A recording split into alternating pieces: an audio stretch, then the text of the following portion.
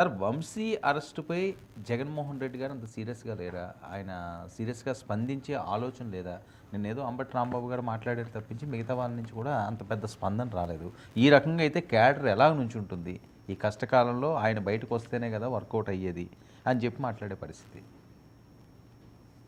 ముందు నుంచి కూడా నిజానికి వంశీని అరెస్ట్ చేశాక తెలుగుదేశం నాయకులు చాలా ఎక్కువ మంది మాట్లాడారు. అవును. మనం అవును. చాలా చెప్పినప్పుడు మంది మాట్లాడారు. ఒక 5గురు మంత్రులు, తర్వాత భూమా మహేశ్వరరావు లాంటి వాళ్ళు, దేవినేని ఉమా లాంటి వాళ్ళు అలా స్వచ్ఛందంగా వాళ్ళే ప్రెస్ మీట్లు జగన్ పెట్టేశారు. శిబిరం నుంచి వైసీపీ శిబిరం నుంచి చూస్తే అంబటి రాంబాబు, తర్వాత ఇంకెవరో ఒకరిద్దరు తప్ప ఆ తీవ్ర స్థాయిలో లేదు.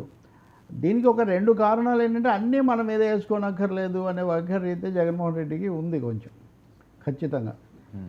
ధైర్యం ఇవ్వటము, లేకపోతే మళ్ళీ ఎట్లయినా 25 ఏళ్ళు ఇవన్నీ ఉన్నాయి కదా, ఇవన్నీ చెప్తున్నట్టుగా ఈ కేసులు ఇవి వచ్చినప్పుడు ఎట్లా అన్నది లేదు. నిన్న పొద్దునుంచి చూస్తే మటుకు వాళ్ళ మీడియాలో దీనికి మంచి కవరేజ్ చాలా ఎక్కువగా ఇచ్చారు, ఫోకస్ పెట్టారు. అలాగే లీగల్గా కోర్టుల్లో కేసులు వేయటం అవి ఇవి వాళ్ళు చేశారు. కానీ నేను మీతో నిన్న కూడా అన్నాను, పోలీసులు 144 సెక్షన్ ఇవన్నీ చాలా అంటున్నారు, కానీ ఇంత చేసేటటువంటి పరిస్థితిలో ఇప్పుడు అక్కడ వైసీపీ లేదని వాళ్ళ విధానం కూడా అలాగా లేనట్టుగా ఉంది.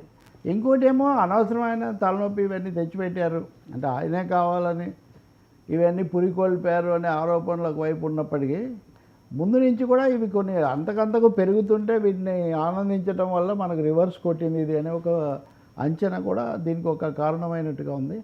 మూడోది ముఖ్యమైనది కౌంటర్ ట్రాప్. ఇది కౌంటర్ ట్రాప్లో వంశీ చిక్కిన తర్వాత దీన్ని చట్టబద్ధమని ఎలా అంటారు? ఇప్పుడు మీరు ఒకసారి ఆ పద్ధతులు చాలామంది నాకు కూడా కింద కామెంట్స్ పెడుతున్నారు, అంటే వాళ్ళు ఏం చేసినా రైటేనా లేకపోతే ఇంకొకటే ఇట్లాంటివి. తప్పకుండా రఘురామకృష్ణరాజు మీద అయినా, ఇంకొక వంశీ మీద అయినా, లేకపోతే రేపు పొద్దున ఇంకొక ఆయన మీద అయినా 3rd డిగ్రీలు లేకపోతే ఏదో చేసేస్తామని పోలీసుల చేతికి అన్నీ ఇవ్వడం సరికాదు. ఈరోజు ఆయన కావచ్చు, రేపు ఇంకొక ఆయన కూడా కావచ్చు. సరే, ఆయనతో మమ్మల్ని పోలుస్తారా లేదా మాతో ఆయన పోలుస్తారా? ప్రజాస్వామ్యంలో లెక్కలు ఒకటే ఉంటాయి. పార్టీలు, నాయకులు, ప్రభుత్వాలు మారినా కానీ రాజ్యాంగ ప్రకారం, చట్ట ప్రకారం వెళ్ళాలి. లోకేష్ చెప్పే మాట అదే కదా, చట్టం ప్రకారం చేస్తామని. కాబట్టి ఆ విధంగా చూసినప్పుడు వంశీ మాట్లాడిన తీరు కొన్ని ఛానల్స్ వేస్తున్నాయి, అవి ఇప్పుడు కూడా జుగుప్సాకరంగా ఉన్నాయి, చాలా వెగటు పుట్టించే విధంగా ఉన్నాయి. ఇలా కూడా మాట్లాడారు. పైగా ఆయన తెలుగుదేశం తరఫున గెలిచారు, ఇంకా పూర్తిగా అధికారికంగా కూడా పార్టీ ఎన్నికలప్పుడు తప్ప అంతకుముందు ఏం మారలేదు, ఆయన ఇలా మాట్లాడటం ఏంటి అని ఒక సహజసిద్ధమైనటువంటి అసంతృప్తి. వాస్తవంగా గన్నవరం అంటే సుందరయ్య గారి నియోజకవర్గం, వంశీ వాళ్ళ నాన్న కూడా ఉపాధ్యాయ ఉద్యమం ఇట్లాంటి వాటిలో ఉన్నాయన. కానీ ఈయన రూట్ పూర్తిగా తర్వాత కాలంలో ఇలా మారింది. మంచిగా అందరితో ఉండేవాడు. ఎందుకు ఇలా జరిగిందనేది తెలియదు.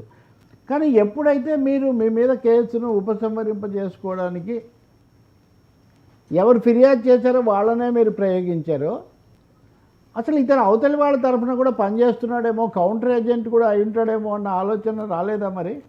అంటే తాడి తనేవాడు ఉంటే తల తనేవాడు ఉంటాడని, లేకపోతే 100 కోట్లను తిన్న రాబందు ఒక్క గాలివాన కొట్టుకుపోయిందని, ప్రమాదం ధీమతామైపోయి అంటారు. ఎంత తెలివైన వాళ్ళైనా కానీ తప్పటడుగులు అది కాలు పడుతుంటారని. కానీ తెలివి సమస్య కాదు ఇది. ఒక నేరస్థంగా ఆలోచించడం వల్ల, వాళ్ళతోనే ఉపసంహరింపజేద్దాం అనుకోవడం వల్ల ఇది కౌంటర్ ట్రాపే. ఈ కౌంటర్ ట్రాప్లో కొంతకాలం దీనైతే ఫేస్ చేయాల్సిందే. నిన్న రాత్రి 4 గంటల పాటు వాదించారు కోర్టులో. అంటే రాత్రి 2 గంటలకు 2:30 వరకు 2:30 అంటే 24 అవర్స్ ఆల్మోస్ట్. అవును, హైదరాబాద్ అప్పటి నుంచి తీసుకుంటే అంటే ఏ స్థాయిలో వీళ్ళు దానికి కౌంటర్ ఆర్గ్యుమెంట్స్ పెట్టారో కూడా తెలుస్తుంది. సో రాజకీయంగా ఎదుర్కోవటం కంటే చట్టబద్ధమైన సాంకేతికంగా ఎదుర్కోవటం అన్న దాని మీదే వైసీపీ దృష్టి పెట్టొచ్చు అని అనిపిస్తుంది కొన్ని రోజులు ఉండి. ఆ తర్వాత ఏదన్నా దీనికోసం ఇలా అయితే క్యాడర్ ఎక్కడ నిలబడతారు సార్? ఏదో కష్టం వచ్చినప్పుడు నిలబడ ఒకటేమో ఇక్కడ ఇది ఎక్కువ భాగం లీడర్షిప్కు సంబంధించిన సమస్య.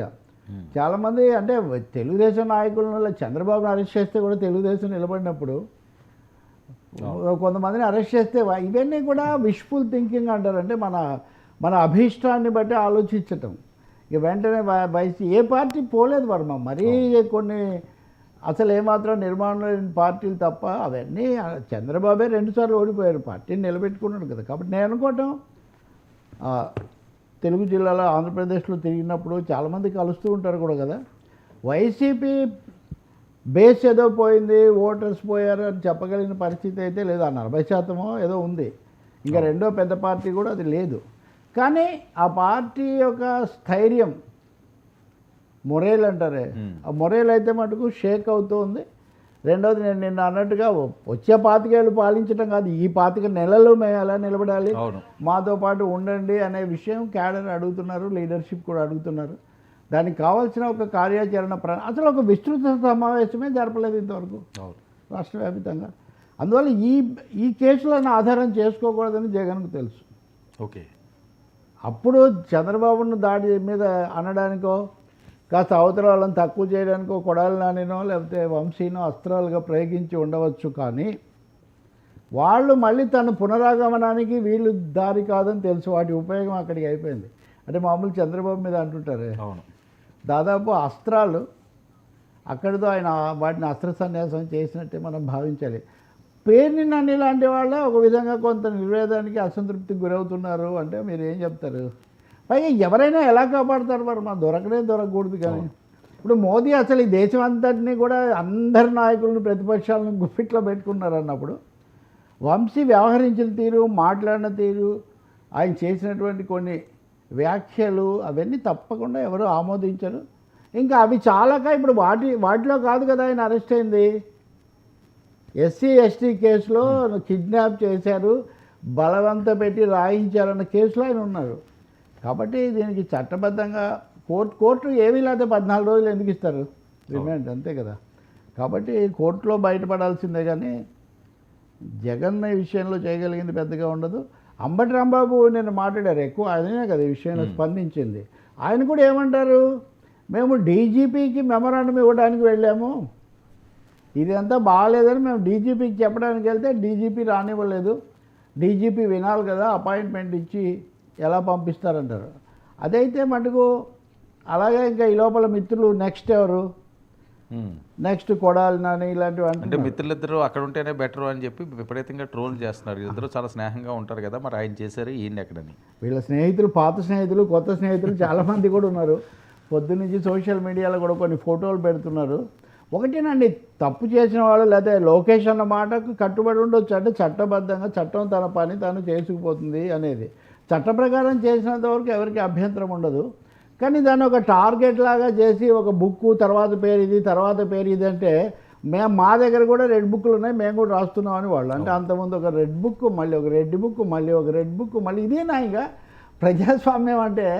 మనం సమస్యల మీద అంశాల మీద కేంద్రీకరించకుండా ఒకరు వచ్చినప్పుడు, ఇప్పుడు అంబటి రాంబాబు నిన్న చెప్తున్నాడు, మాకు కూడా మేము మళ్ళీ వస్తాము, మాకు కూడా ఒక రోజు వస్తుంది. అంతకుముందు వాళ్ళు అన్నారు, ఇప్పుడు మీరు ఇదేనా ఇంకంటే మళ్ళీ మీరు వచ్చి చేయడము, వాళ్ళు వచ్చి మీ మీద ఇంకా ప్రతీకారాలేనా ప్రజాస్వామ్యం అంటే? ఇది ఒక పెద్ద ప్రశ్న. కాబట్టి చట్టబద్ధంగా చేసేది చేయనివ్వండి, జరిగేది జరగనివ్వండి. ఇప్పుడు వంశీ వైఫ్ ఆమె మాట్లాడుతున్నారు ఏమని, ఆ ఎఫ్ఐఆర్ కాపీ మాకు ఇస్తే దాని మీద మేము లీగల్గా చేసేది ఏదో మేము చేసుకుంటామన్న పద్ధతిలో ఆమె మాట్లాడుతున్నారు. కొంత ధర్నా కూడా ఏదో చేశారంటున్నారు, ఏవేవో కామెంట్స్ చేస్తున్నారు జనం. వీటికి ఏమీ రాజకీయమైనవి, ఉద్వేగపరమైనవి తప్ప వీటికి చట్టబద్ధమైన విలువ ఏమీ లేదు. సో న్యాయస్థానంలో బహుశా పైకోర్టుకు వెళ్ళొచ్చు, హైకోర్టుకు, ఆ తర్వాత సుప్రీంకోర్టుకు కూడా వీళ్ళు వెళ్ళొచ్చు. కానీ ఎస్సీ ఎస్టీ కేసు అనేది అయితే దృష్టిలో పెట్టుకోవాలి, అట్రాసిటీస్ కేసు. అందువల్ల ఒక ట్రాప్లో తనుగా వెళ్ళి చిక్కుకున్నట్టే కనిపిస్తుంది. అదే ఇందాక నేను అన్నట్టే, తాడి తన్నేవాడు ఉంటే తల తన్నేవాడు ఉంటాడు అన్నట్టుగా కొంతకాలం భరించాలి. కొడాలి నాని కూడా కేసు పెట్టడం ఏముంది వర్మ, మిమ్మల్ని ఏదైనా కేసులో నేను ఒక ఫిర్యాదు ఏదో ఒకటి నాకు చేయడానికి ఎన్ని పద్ధతులు ఉంటాయి, పైగా వ్యవస్థ వాళ్ళతో ఉంది. ఇప్పుడు మీరు చూడండి, అసలు ఈ ప్రభుత్వం మొదలైందే ఆమె ఎవరు జత్వానీ కేసులో ఫిర్యాదుతో మొదలైంది. మీరు గమనించండి, ఎక్కువ అరెస్టులు కొత్త ఫిర్యాదులతో జరుగుతున్నాయి. అవును, ఎప్పుడో స్కిల్ కేసు జగన్ తీసినట్టుగా స్కిల్ కేసు లేదా మార్గదర్శి కేసు అట్లా పట్టుకోలేదు వీళ్ళు. ఆ కేసులు అలా ఉంచుతూనే కొత్త ఫిర్యాదులు అప్పుడు బయటికి రానివి ఇప్పుడు బయట పెట్టి వాటి ద్వారా తిప్పుతున్నారు. కాబట్టి ఇది నడుస్తూ ఉంటుంది. ఇంకా దీంతోనే వైసీపీ చెల్లాచెదురైపోతుందో అవ్వదు. కానీ జగన్మోహన్ రెడ్డి నేను 25 ఏళ్ళు నిన్న మనం చెప్పాం కదా, జనం కూడా ఇది చేశారు. కాబట్టి అది కూడా చాలదు, ఒక వాస్తవికంగా ఉండాలి, తప్పును ఒప్పుకోవాలి. ఇంకా మేమేం మాట్లాడలేదు, తప్పు మాట్లాడలేదని పదే చెప్పడం ఎందుకు? జరుగుతున్న నేపథ్యంలో లేకపోతే గతం నుంచి కూడా కొంత అంతర్మదనం అయితే జగన్మోహన్ రెడ్డి గారు పడుతున్నారు. ఎందుకంటే నా అండ చూసుకుంటాను